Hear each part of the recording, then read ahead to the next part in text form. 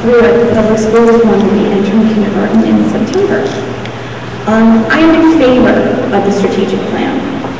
I am ready for there to be more accountability. I am ready for teachers who allow children to sleep in class, for teachers who don't post assignments on Blackboard, teachers who don't respond to parents' emails, to be accountable. If part of this is assessing students to make sure they know what they're supposed to do, so be it. I would also like to say, pretty much all of them have gone, the high school students, I think it's a great idea for you guys to be on the board of ed, but you need to spend a year proving that you're really interested in coming to all of the meetings, not just the high visibility, big issue ones. Thank you. Thank you.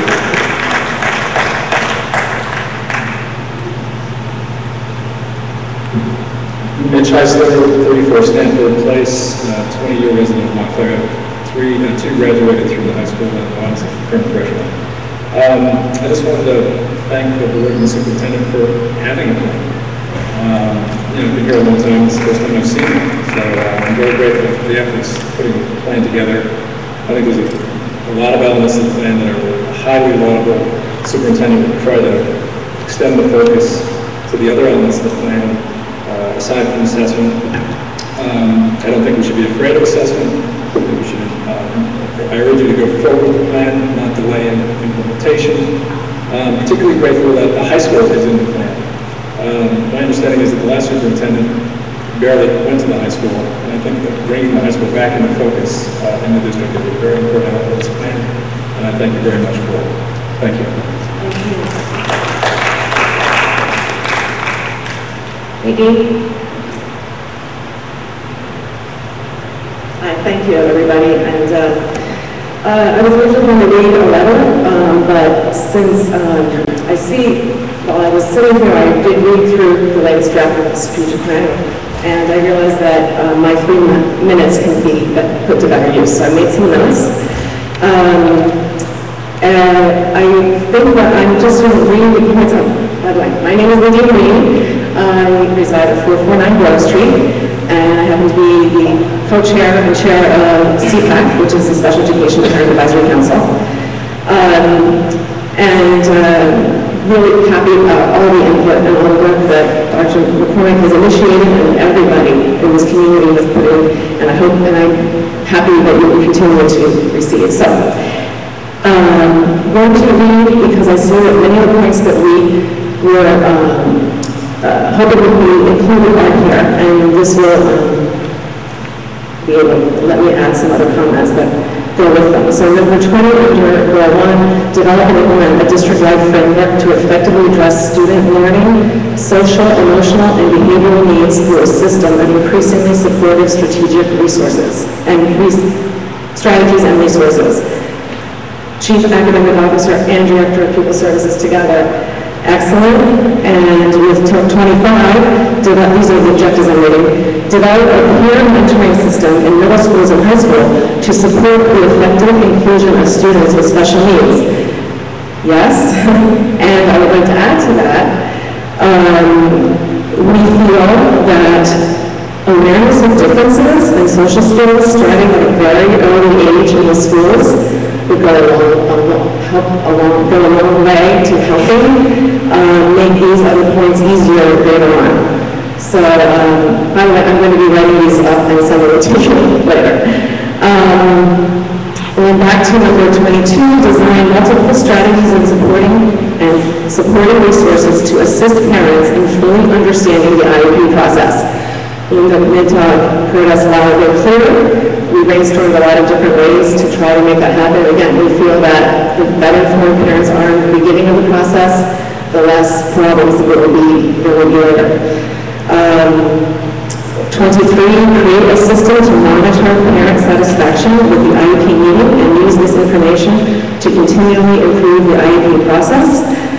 Yes, thank you. And one thing that we'd like to add to that is receiving the reports ahead of time before every meeting, not just the legally required eligibility meeting evaluations, but we also get those present levels of academic performance reports at least a day before, we can talk about numbers, but so that we can use more time during the IP meeting to actually talk about what to do next year. Oh, we're ready. Okay, great. I just want to thank you. Volunteers who helped in our meeting. Can I do that real quick? Annette Kim, the Montclair High School Key Club advisor, and her students, and Montclair State University professors, Priya Lavani and Annette Kim, Victoria Peach, who help with child care at our meetings. Thank you. Thank you.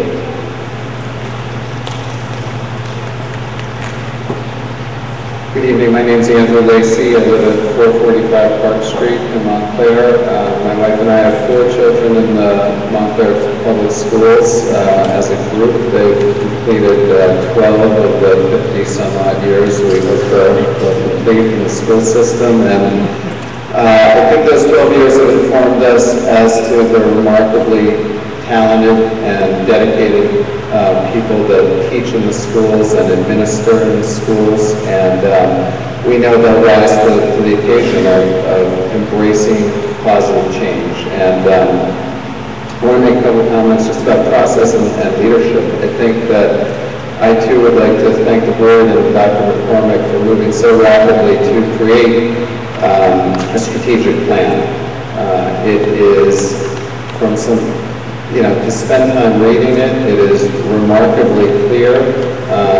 The objectives are laid out. What I found particularly encouraging was that the strategies, the 99 strategies to achieve the 45 objectives that relate to the 7 overriding goals, have a person responsible for them.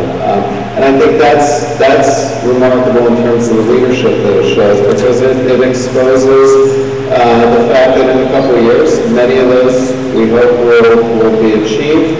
Some of them will fail, but it's putting that out there in the open for all of us as citizens and stakeholders in this this enterprise to monitor and evaluate the progress and think through ways that we can make changes in the course. So I really appreciate the speed at which this has moved forward. I encourage you to adopt the plan and move forward with it. Thank you very much. Thank you, Mr. Lacey. Diane England and Sue Montel.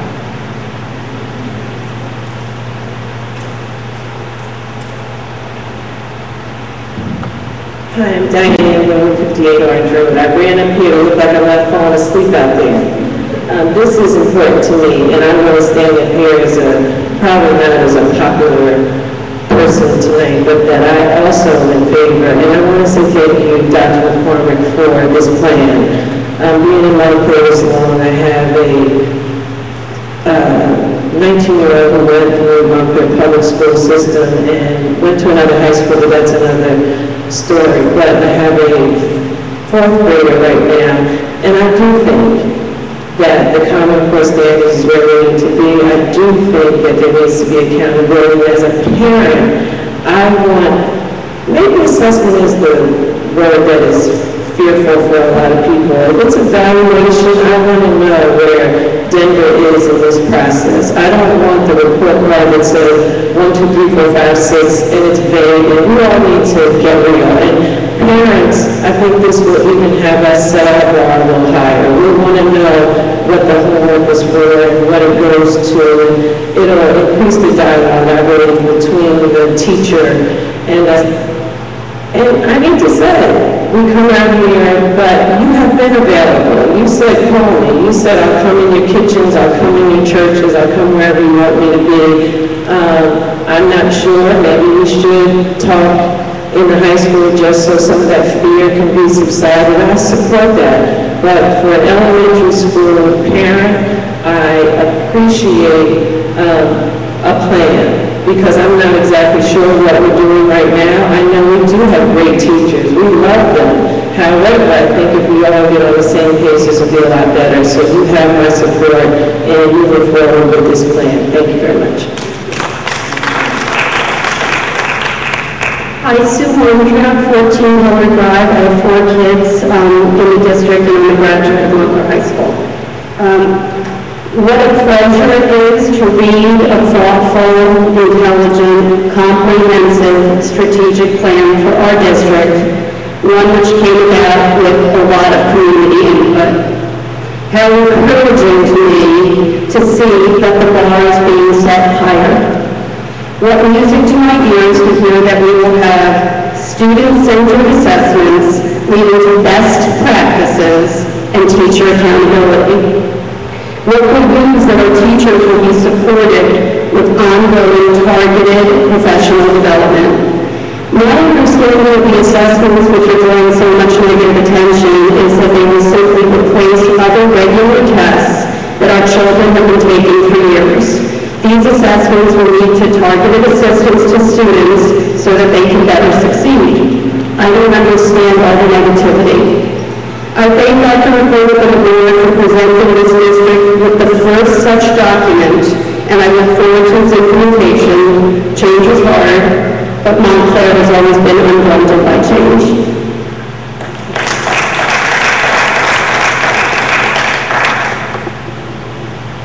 I know you thought it would never happen. My comments from the PTA, please.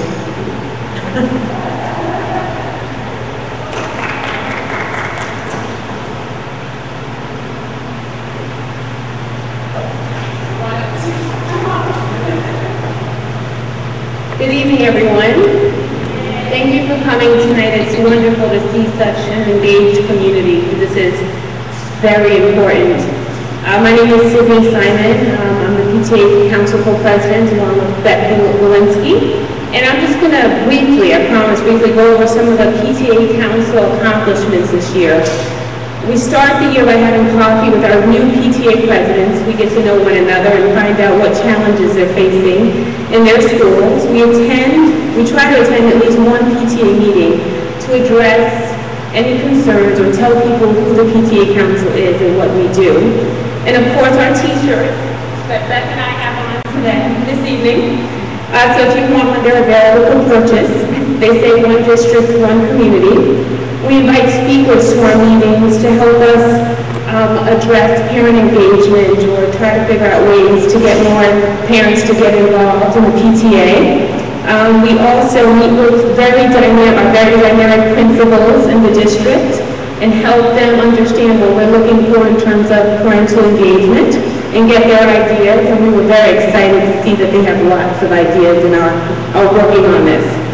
Another successful year with the Western Awards. Thank you for that, of course. Our Tuesday PTA meetings are standing room only, so that's a wonderful, wonderful accomplishment. The Rapid Room event with the MEA, and finally, I want to present our 2013-2014 slate. The Executive Board, myself being the President. My VPs are Diane England, Diane Walpole, Michelle Williams, Corresponding Secretary Kimberly Cummings, Treasurer Paula Donaldson, Reporting Secretary Kara Poulin, and Evening Reporting Secretary Sage Knight. Thank you very much. And I also, before you come up, Beth, I want to thank Beth, my partner, Beth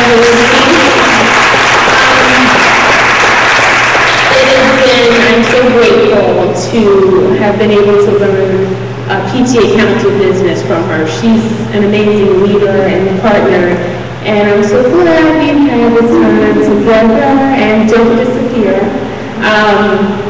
Thank you.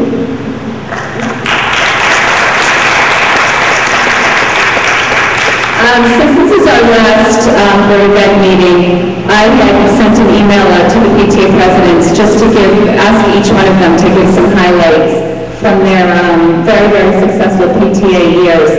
I'm going to start with the high school. The high school doesn't have a PTA, but we're very excited about bringing the school action team into our PTA council meetings.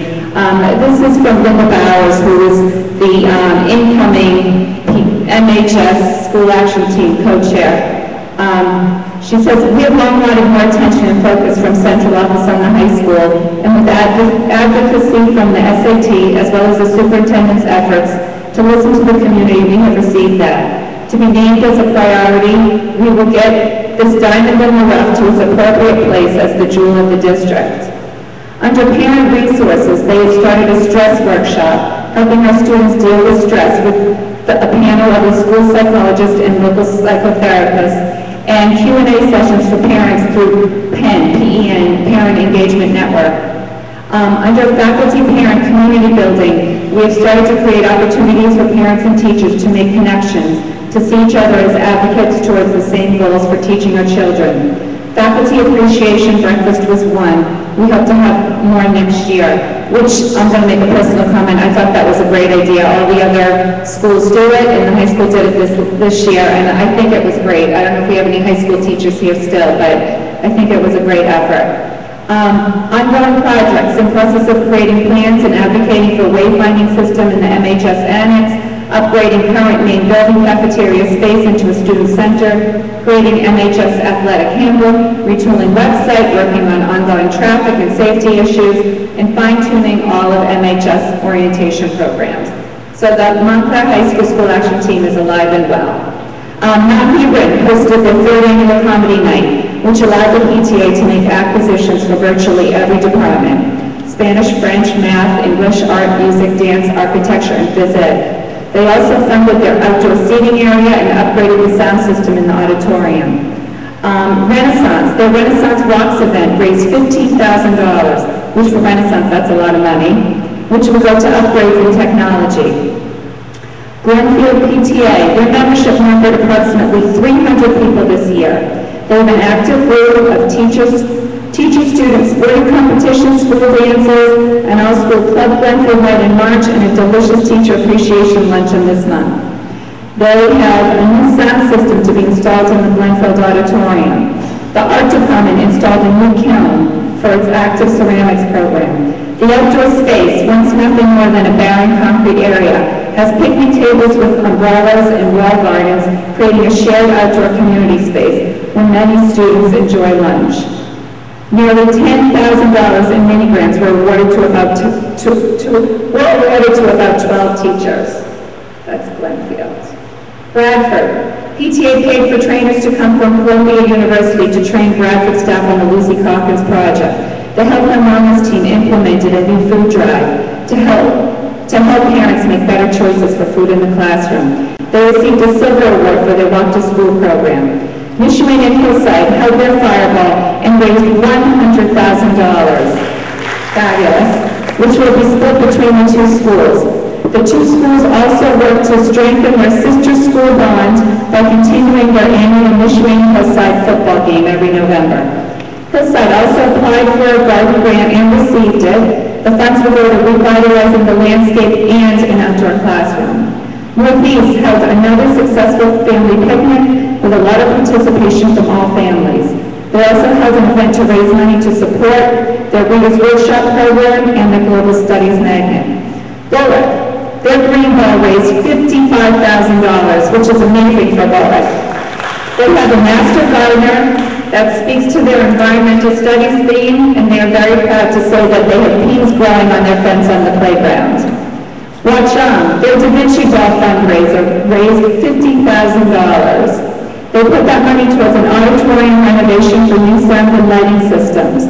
RCA Teacher Development, which is a new 2-day teacher training program from Monmouth Academy in Atlanta. The PTA is in its second year of the Watchung Instrumental Program in partnership with the MSU Cali School of Music. The Science Summit, it was their second year of the Watchung Science Summit, which is a full day of hands-on larger-than-life science experiences, like field day, but for science. So that's it for our schools. You can see there's a ton of fundraising and a ton of community events. We're so proud of them. Sydney and I had a great year, and thank you so much for allowing us to stand at this podium every year.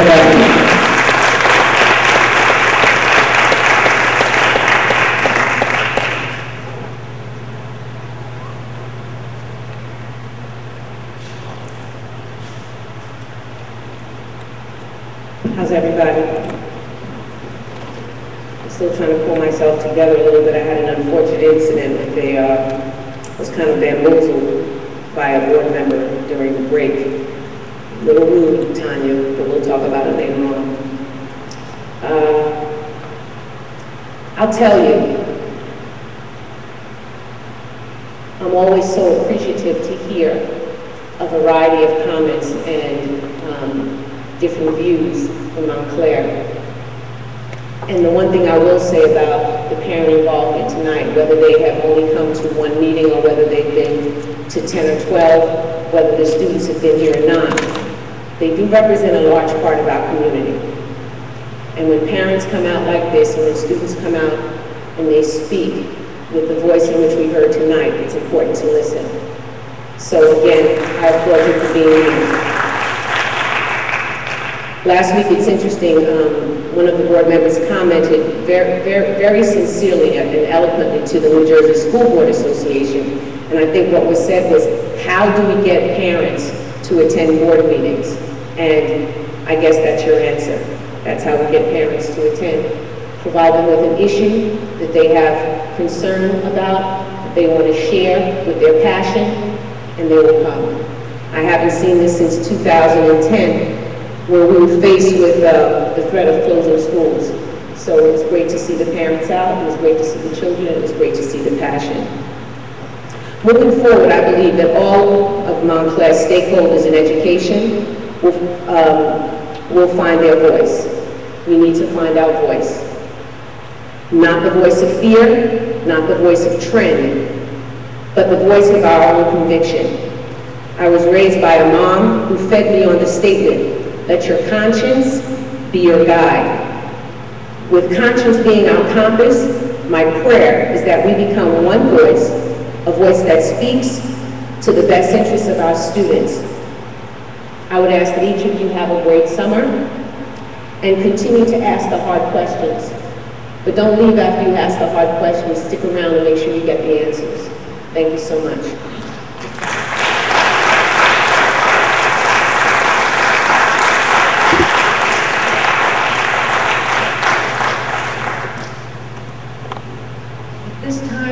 We're going to, Mr. Plato, I understand that we're going to redo the personnel vote? Yes.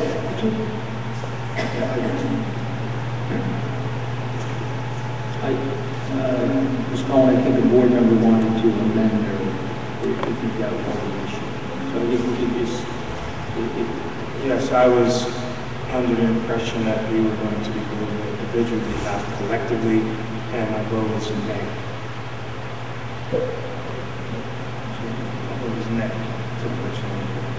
Okay, so Madam President, the vote will change to 1 nay vote and 6 yea votes. And I will so report. Thank you. At this time, we'll take to consider the resolution regarding the adoption of the strategic plan. Do I have a motion? Second? Second. Okay, it's open for discussion.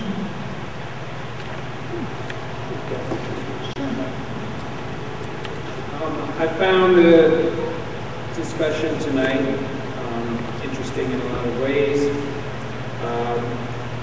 Though I didn't agree with a lot of what was said, I do understand it. I think of it like in terms of looking back on my education. I had a high school 10th grade English class where at one point there was some new program, a speed reading program, and children were asked whether they wanted to go into it. The students were asked, and I think all but about 6 students decided to went into that speed reading program, so they were out of the classroom for, I think, 6 to 8 weeks, as I remember. It was a long time ago, but it was about that time. So the teacher, who I remember very well, besides the fact that she lived on a houseboat, she decided that what we were going to do was to read War and Peace and discuss it. And to me, that was the highlight of my secondary education. I certainly wouldn't have read it by then. I have since reread it, but the discussions, reading it, just feeling this was like the most adult book I could ever imagine. And discussing it, having great discussions, was magical. And I think a lot of what the students have been talking, a lot of what the parents and educators are talking about is a fear that we'll lose that by what's coming and what has come in education, the Common Core, standardized tests, kind of the bad stuff that came before, the New Jersey Ask, all of that standardized, huge, high-stakes testing, where supposedly everybody was going to be proficient by a certain year, but with no real method of getting there. So I understand that, and I understand the fear of that, thinking that that's gone if we adopt this strategic plan. Or rather, if what is going on in politics, the politics of education continues, and certainly not a Republican Democratic issue, because people in both parties supported the so-called education reform movement, charter schools, all kinds of things that really have a lot of negativity to it, I think, in terms of education. So on the other hand, in seeing what's been going on in education, or even in our district, and while New Jersey Ask was all those high school, with No Child Left Behind, to say more specifically, it was pretty bad. It did have one good aspect, and that was that for the first time, children with disabilities was being noticed. The education of children with disabilities was being noticed.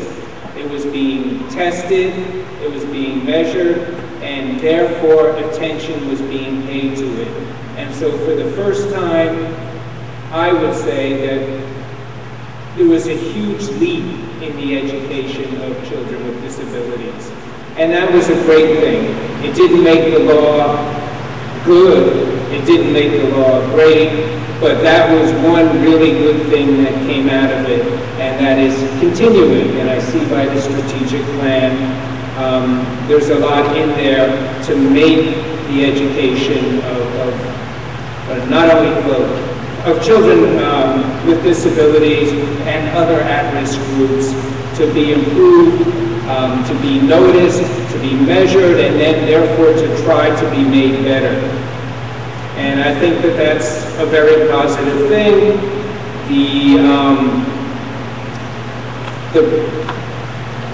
Not only children with disabilities, but other children at risk. The achievement gap before there was standardized testing was there. It's been talked about, oh, let's do something about it, but in the end, the achievement gap is still there. There may be some improvements slightly, but certainly not in an acceptable level. So I think things have to change. Not only that, but I've heard kids in the middle are being ignored, the kids at the top are not getting what they need. It's basically some kids who probably would do well anywhere, who have the support, who have the privilege of having parents, guardians who give them education, who talk about things, those kids are going to do well. But the other kids, do we just forget about them? And I say no. Now, what I'm hoping will happen was, although it's still the whole idea of using the high-stakes standardized test to measure teachers to determine whether they get tenure or not, or whether they lose tenure, I think is totally, I don't think there's great evidence that what it says it's going to show actually shows it. So, but that's something that we on the board here can't really deal with. This is something that's been imposed at the state level. But when you talk about using these informative assessments to see if the students are learning, and if they're not learning, what aren't they learning, and to address that. To me, that's kind of a no-brainer, that's something that we can do. We can't end poverty at this point. We should try. We should always try to do that, do whatever we can politically. But here in this district, what we need to do is what we can do to make sure that everybody gets a better education than they have been getting. And although, as I said, what I would like to see is, yes, the pendulum has moved now to more testing, to assessments. Hopefully, we will move back, we will get we will keep and improve what great teachers do with students, and we will have that, and we will also have new and improved tools in order to have our kids learn better. So that's why I would support this plan. I'll try to keep it. What was I saying? You're okay. But I'll try to keep it because it is late. You know, I support the strategic plan, and I was concerned about a lot of the misinformation that's out there among the students and among the parents who came to speak. This is not just about the achievement gap. As the strategic plan says, this is about raising achievement for all students. So that's one thing I'd like to mention. You know, there's a lot of talk about high-stakes testing and standardized testing. That's not what these assessments are. It's my understanding that the assessments, two of them will be the midterm and the final that the kids have been taking for a while. That's standard operating procedure. And that the two other ones will be other tests. The kids, you know, we're not talking about standardized high-stake tests. What we're talking about is informative, evaluative tests for the students. Quite frankly, I would really like to know before the midterm and the final, at some interim period, what my kid is missing and what they may need to know. And that's helpful information for the parents, it's helpful information for the child, it's helpful information for the student, for the teacher, so they can get together and say, you know what, kids were supposed to grasp this particular concept, during this 10-week period, they didn't get it, your kids seem to get it, what did you do, maybe I'll adopt that. So the thought that, that this is high stakes or standardized testing couldn't be further from the truth. That's not what this is. And I really like the concept that before the midterm, because there's a lot riding on the midterm and the final, that there's some interim assessment. Again, similar to the test that we're already given, but some interim assessment so we can know where the kids are. The other thing about the fact that it will zap creativity, I think that's a misconception as well. I mean, I think as professionals, you can have a certain amount of latitude, but if I hire an architect to renovate my house, there are certain standards that I expect. And the architect can have a broad amount of creativity within certain standards. Obviously, the house can't fall down. Obviously, I have to have a kitchen, I have to have bathrooms. But the thought that, that this will take away all creativity, again, is not a valid point. This tells us, the Common Core tells us what kids need to learn. It doesn't tell teachers how to teach that. That's for them to decide, and they can collaborate on that. So I think there's a fair amount of misunderstanding about what this is about. And the last thing I like about the strategic plan is the high level of accountability, that there are people from central services assigned to each and every item, and the other people will be accountable for these. So those reasons and lots of others. And I happen to like the sense of urgency. I think we have a very good district, and I've always said we can make it a lot better. And so I actually happen to like the sense of urgency with which we are moving, because every year that we continue to do what we've done for the last 50 years and expect it to get better, there are more and more kids just falling through the cracks. And so for those reasons, I support the strategic plan.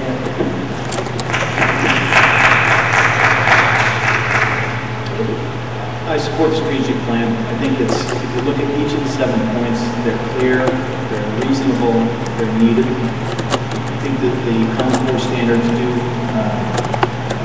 also are clear. They are more challenging, and I also think that they are needed. And I feel I understand people's concern about the tests or the assessments. I understand the fear of change and I understand the speed. But ultimately, those who have been in this district for a long time have looked at the state of the schools and said it's badly in need of some reform. And it's one of the peculiarities of change, that when change comes and everybody wants it, then nobody likes it, because it is. It's very uncomfortable. It's hard to deal with. But this change is needed. I think the elements of the plan are well thought out, like the accountability towards it. I think common assessments, that they do not constitute additions or standardized tests. I think they're going to help our teachers. It's going to help our parents understand how their kids are doing. I like the fact that assessments and the curriculum are being developed by the teachers. I'm very conscious of the fact that this district provides educational services, and the people that provide the educational services are the teachers. So to have them be the critical link between developing the curriculum and the assessment makes a ton of sense to me. And quite frankly, I like the fact that it is being implemented. It took a lot of time developing it in terms of Dr. McCormick listening. It's a complicated plan, complicated in terms of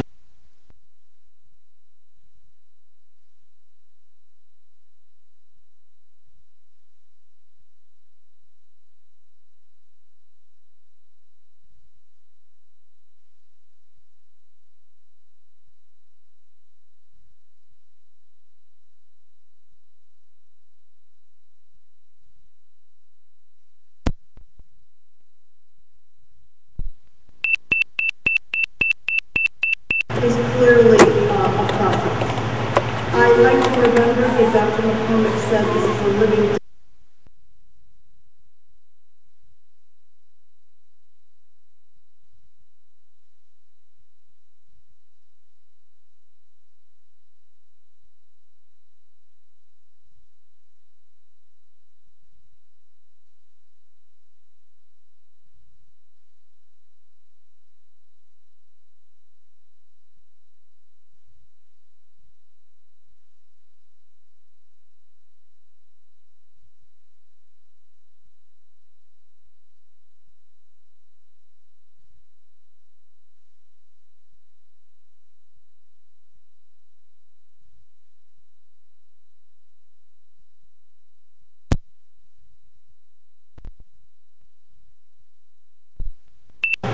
state testing.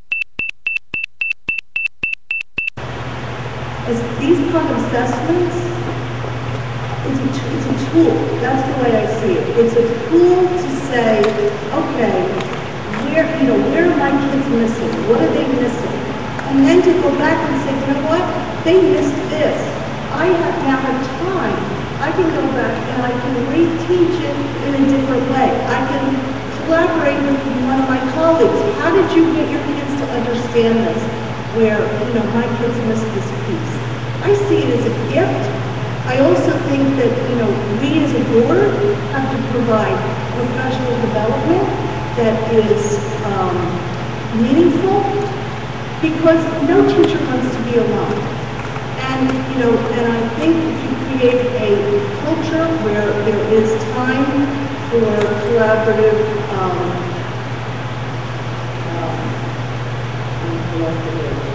common planning time, where you can collaborate, where you can get the specific professional development that helps you be a better teacher. It's not that you're a failing teacher.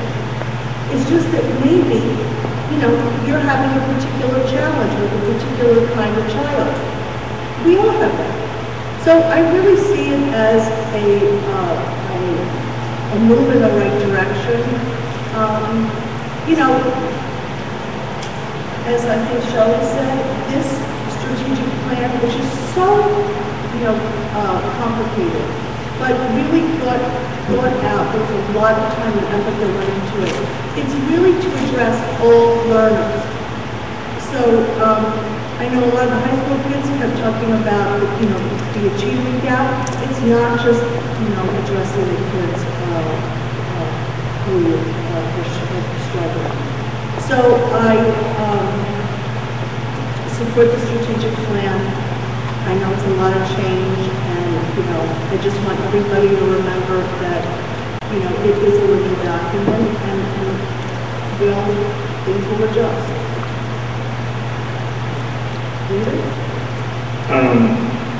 Being that I bring a unique perspective to this board as a former student of the magazine and now as a parent, I think that the one thing that is important to me in terms of how we've done this is that Dr. McCormick has gone out to the community, has gone out to parents, has held many meetings, and this is not a surprise. She has made it clear that this was something she was going to do, and although some of us may not agree with it in totality, the bottom line is that we do have a plan. And at the end of the day, that plan will be what Dr. McCormick is held accountable for by this board. I am hopeful that it is successful. I think there are a lot of things in it that are necessary. And I think at the end of the day, we may come back here a year or 2 years from now and see that there are things that we like, that we did not like, and we can adjust. But I do want to make it clear that I do think the Montclair public school system right now, as it is educating children very well and sending them to some of the best colleges and preparing them for the world. And so I don't think that is going to change. So in that regards, after doing the work that we've done as a board and that I've done as a citizen of this town, I have to say that I am open and willing to accept the strategic plan as is. Thank you. I first want to thank Dr. McCormick and the many, many members of the community who participated in the strategic planning process and gave really excellent and thoughtful input in the many meetings that were held. I want to just speak briefly to what we heard from some of the students, that they have not been sufficiently consulted or had a chance to have input in this plan. I think if you read the plan, one of the things that I think comes through is a real appreciation for student voice. And I worry a bit that perhaps in all of the planning, we maybe did not make clear enough to the students that they were welcome to come to these meetings and indeed are an essential part of the process. But I would also say that this is a very commodious plan. As my colleague Leslie said, it's really a roadmap. And if you read the document carefully, you'll see a lot of verbs like utilize focus groups and create and develop. And there is nothing in this plan that precludes us from sitting and talking with our students or indeed other community members as to how we actually operationalize all of this. And so I would really urge our administrators to take student voice seriously as they each go forward with the aspects of the plan that they are responsible for. One of the speakers tonight said about the COMA assessments that they seem not to be addressed to a defined problem. And with that, I would really disagree. I think the problem is quite clear and quite defined. The problem is a 40% achievement gap in some grades and subjects. 40%. It's what we hear from many parents in the district, that their sense of their students who may be in the middle are lost. It's also a sense from some parents in the district that their high-achieving students are not being sufficiently challenged. And so while I completely agree that this is a high-quality district, a really, really good and fine district, where we are is not good enough. I certainly agree with Michelle Fine and others who say that we want to preserve a certain amount of quirkiness in how we teach in this district. We want creativity, we want innovation, we want some teachers to teach Hamlet in a play in the class. We want others, if they feel that it's better, to be able to teach it in a series of small essays. So quirky is good, but quirky cannot come at the expense of consistent rigor. And that is really what the Common Core is about, and that is what this plan is trying to achieve. I very much appreciated some of the passionate statements from our student about segregation within the high school and a sense that we are not always living up to our social justice ideals, and certainly not in a district that claims to be integrated and to hold this as a high ideal. We can certainly do better. And one of the things that I appreciate about Dr. McCormick and about this plan is that it speaks to both cultural competence and high expectations of all students. And I think it's really up to us as a community to make sure that those ideals and those words are operationalized into real practice. With respect to the common assessments, I would say that I am open-minded. I have some concerns. I think we will need to be vigilant about unintended consequences that people have raised tonight. I think we all, as district leaders, need to be vigilant about teaching to the test.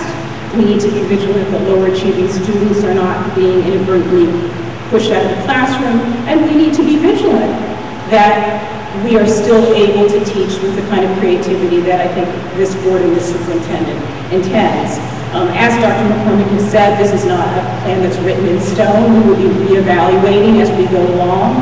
And if plans with regard to the common assessment, we find it more challenging, or perhaps not as useful as we thought, they will be reconsidered. So I just want to say that I think this board, and certainly I, as a board member, intend to pledge to carry out this strategic plan with a sense of our values that we've heard here tonight, a sense of commitment to creative education of the whole child, and to continued community input and conversation. Thank you. I don't know how much more I can add to what's already been said. I think that one of the things that I find incredibly encouraging is this notion of having a team, that we're all in this together, that Dr. McCormick will have a team in place to work with her. That team will be in the schools, working with the principals, with the teachers, with the students. I mean, this is something that we just haven't had here. We haven't had a plan. We haven't had a roadmap. Every year, the best high schools in New Jersey is published. And every year, we keep going down and down. And people say, how can this be? How could this be? Look at Glen Ridge. Look at Milburn. Look at Livingston. Look at South Orange Maplewood. Look where we are. I think we have an opportunity. I think that this plan has been described as a living and breathing document. There will be changes. There's always going to be a big course correction. But I am, many years in this district now. 2 kids have been through it, and I think that it offers us, an extraordinary opportunity. And I think we should take advantage of that opportunity. So at this time, is there any more discussion among the board? Then we're ready for a vote, please. Ms. Cope? Yes. Mr. Cummings? Yes. Mr. Doyle? Yes. Ms. Coleman? Yes. Ms. Larson? Yes. Ms. Lombard? Yes. Mr. Rosen? Yes. Thank you.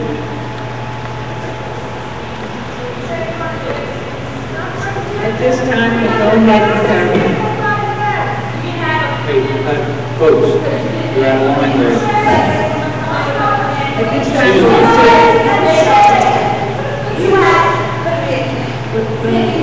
we're going to take resolution 2, 3,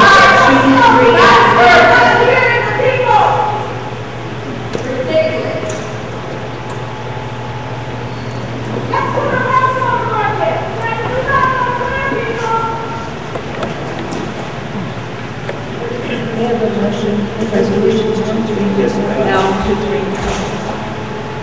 That's a move. Any discussion? These are the approval of the summer 2013 opportunities, school field trips, and the HIV report. Any questions? You ready for a vote? Ms. Cope? Yes. Ms. Cummings? Yes. Mr. Doyle? Yes. Ms. Coleman? Yes. Ms. Larson? Yes. Ms. Lombard? Yes. Mr. Rosen? Yes. I'd like to take resolutions, section M1, A through G. May I have a motion? So moved. These are the bills and claims, the treasurer's report for the month. You ready for a vote?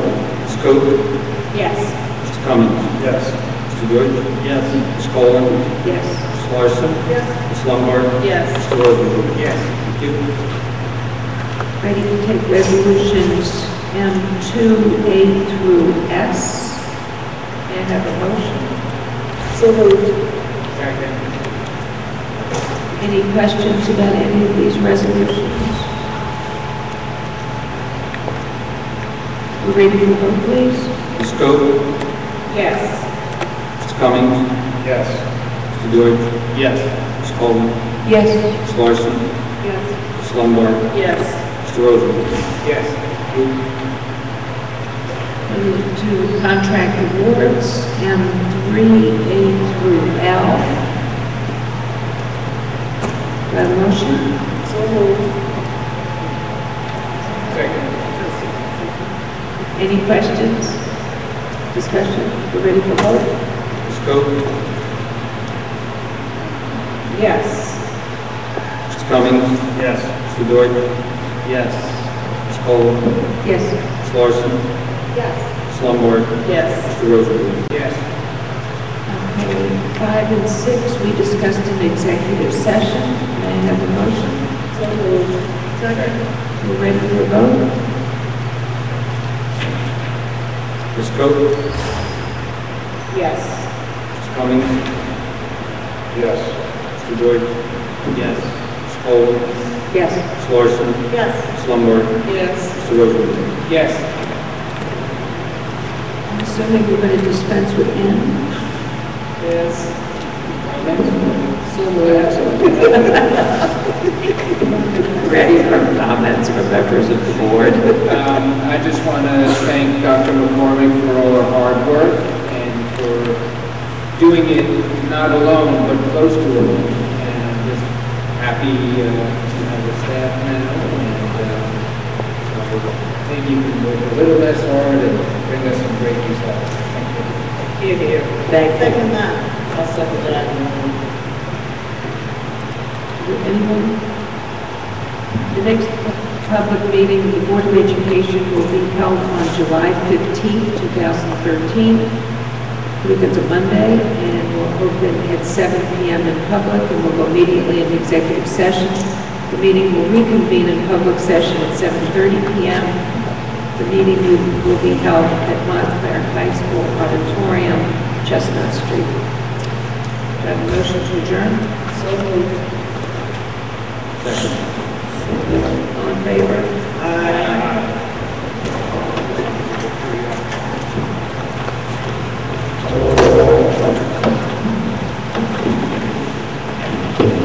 Just